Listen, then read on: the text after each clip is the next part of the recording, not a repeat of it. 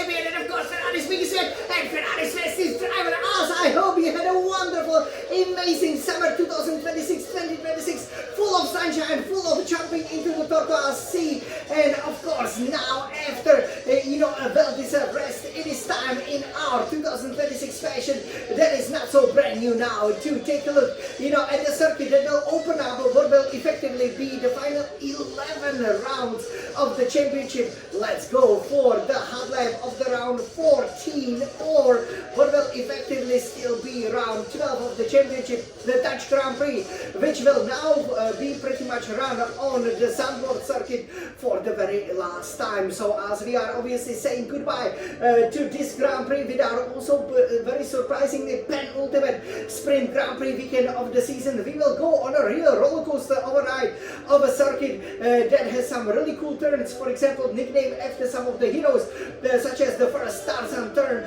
lots of really high elevation and camber changes that will remind you, for example, of the final turn at the oldest track in the world, the mini Indianapolis. So there is really a lot to show you, and we will first do the hot lap in the F1 25 cars over here, which will be really challenging with the ground effect, and I hope you guys will enjoy it, and we will talk about exactly what do you need to deliver amazing lap time. I've actually, despite the fact that this track, due to its narrow nature, and kind of maybe the medium speed corner kind of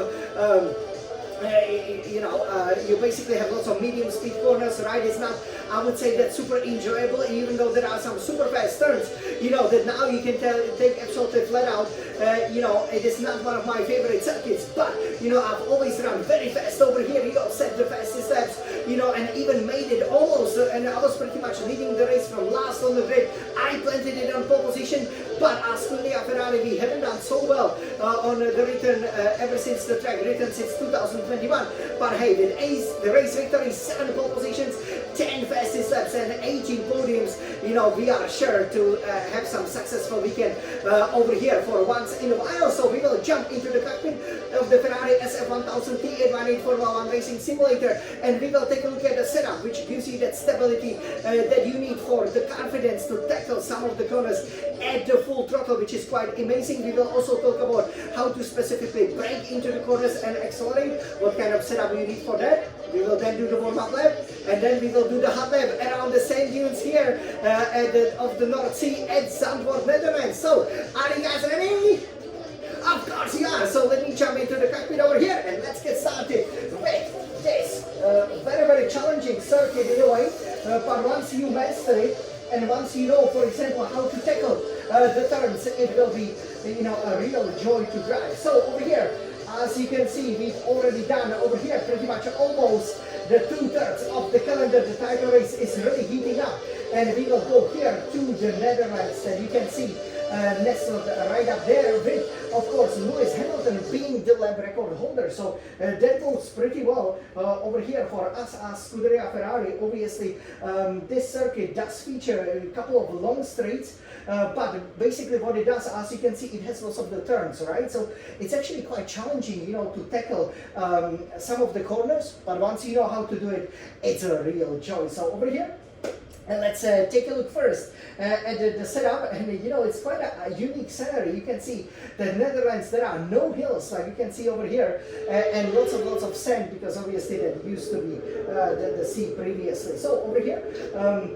we need to, the car to be stable, right? Especially, with some of the camber, the elevation changes, that could easily unsettle the car, and, the car could actually just violently, get away from you. So you need the following setup for the Dutch Grand Prix. Of course, the fuel load stays at 10 kg, 10 kilograms, but for aerodynamics, front wing aero will be at 47, rear wing aero at 50. Again, we are running lots of wing over here, which actually is absolutely necessary, because you want all the downforce you can get, so that you can get through the turns like a champion I am. Now here for transmission, so this is probably the most important change. Differential adjustment on throttle is at 100% as always, but we go almost all the way to the unlock, all the way to the left for the differential adjustment off throttle at 20% over here, which obviously, you know, allows you over here to have a more gradual transition of the traction, and it will allow again, you know, you to you know, turn really nicely around this track. For the suspension geometry, it's as always all the way to the minimum. So front camber at minus 3.50 degrees, rear camber at minus 2.00 degrees, front toe out at 0.00 degrees, rear toe in at 0.10 degrees. Now for the suspension, so front suspension will be at 41, rear suspension at 1, as always, and here we lowered the front anti-roll bar to 9, relatively soft, but the rear anti-roll bar all the way to 20, very firm.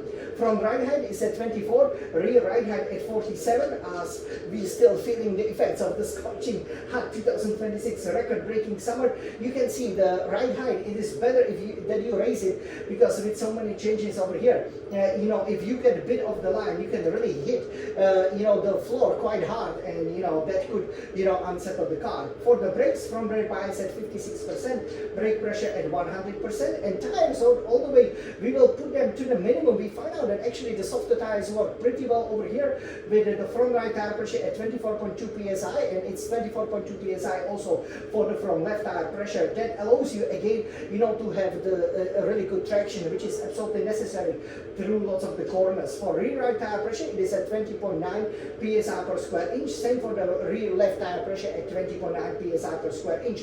What is very important when you run such a lower tire pressures is that obviously the tire wear might be an issue over here, but because usually the undercut is very powerful, that is why we will select such kind of setup here for the Grand Prix.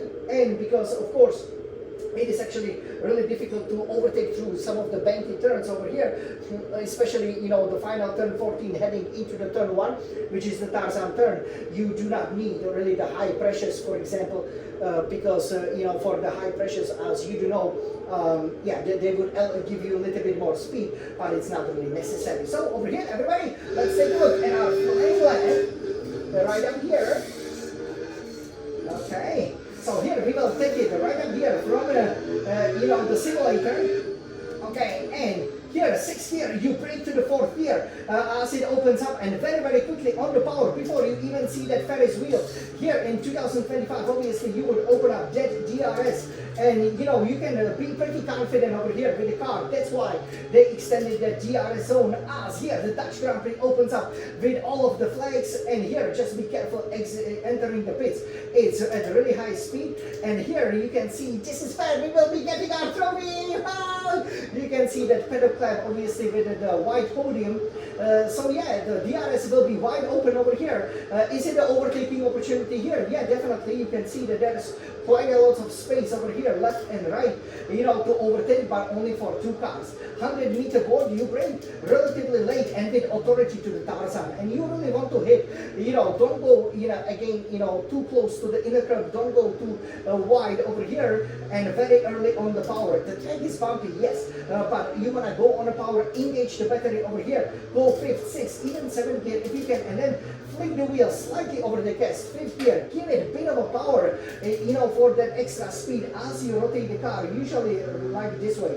There are many ways you can do it, but you know, the key is actually to get on the power very early, help yourself up with the battery. Usually there are 4 modes, as you know, you would probably be using overtake, then here you would switch to the headlamp so that you can go here up the hill, which is actually an easy turn, just left and right, full power, and then, you know, you actually, it's very critical over here that you go from the medium you know, to pretty much no battery at all, 7th to 6th gear, and then you can just keep it planted, just turn the car, trust it. Again, last generation of the ground effect cars, again, they can handle this like a champion. Then go to the 7th gear, help yourself up with the battery, then 6th gear, and just turn with the authority. No lift at all, right? Again, you can lift out, yes, but you will just be losing the time over there. And then brake slowly, 5th, 4th, 3rd gear with not full, you know, brake pressure, and try to get the early turn in, and then try to get on the power as quickly as you can, because then they'll all deliver you a really good lap time. And here it is important to try to, you know, throw the car like this from 5th to the 3rd gear, you know, to make sure and then the car can rotate around. Here it will be quite unstable going through this turn, but get on the power early, engage the batteries, again open up your active aero, and you will be heading over here, 5th, 6th gear, to one of the challenging sections. Again, it's great for the crowds, to see, the cars, but here, as the Ferris wheel is there in the background, you really have to brake late, 3rd gear, then 2nd gear, then go 3rd gear, again, just little bursts of the power, with this setup, it's the traction is there, so just go for it, and then go 2nd, 3rd gear. Again, the car will be a bit unstable, the prancing horse will wanna prance, but this is pretty much how you master, the soundboard circuit, and this is how I always put it on pole position. So, are you ready for a hot lap? I'm sure you guys are. So let's go, come on, champion. Let's go, Alexa, champion. One of the shortest laps. This is soundboard, come on. And look at this star sign. And again, great traction. You can see, give it everything. Full power, come on, Alexa, champion. And you can see, now you don't really lift the foot. 6th gear, bit of a lift, and then go for it. This is a satisfying turn. Nice one. Great braking, like a champion.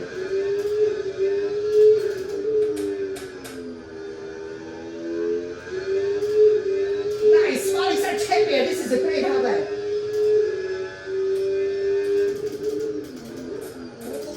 Okay, bit of a look up there. And 6th gear. Let's throw it in there. Come on, yeah, come on. For Ferrari. This is someone nicely got it. And yes, we've got it in 1:11. So that was a super hot lap. Really satisfied with how we executed it. What a great hot lap.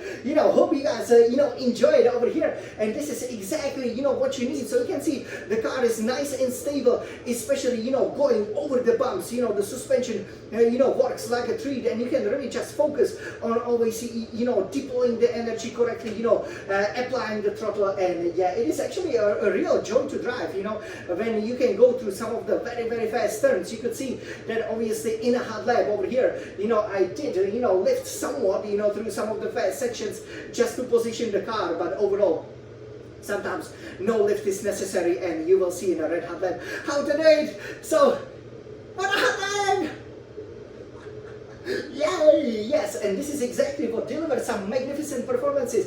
For me, this, what is now pretty much an iconic circuit, and let's hope, that with what will be, kind of the goodbye over here to Zandvoort, that obviously will not be on the calendar, next year and for the foreseeable future, with the sprinting again, this could be quite interesting, especially with the 2026 cars, how, for example, you can deploy the battery through some of the corners, but overall, yeah, it's actually a really enjoyable circuit to drive, but it is important that after the summer break over here, that we planted on the pole position as we start to chase that elusive World Championship for Scuderia Ferrari. So I hope you guys enjoy my exclusive introduction to the round 14 of the 2026 FIA Formula 1 World Championship, the Dutch Grand Prix, which we as Scuderia Ferrari have won 8 times, but most recently with René Arnoux. So that gives you the idea, of how the new millennia went. 7 pole positions, 10 fastest laps, 18 podiums.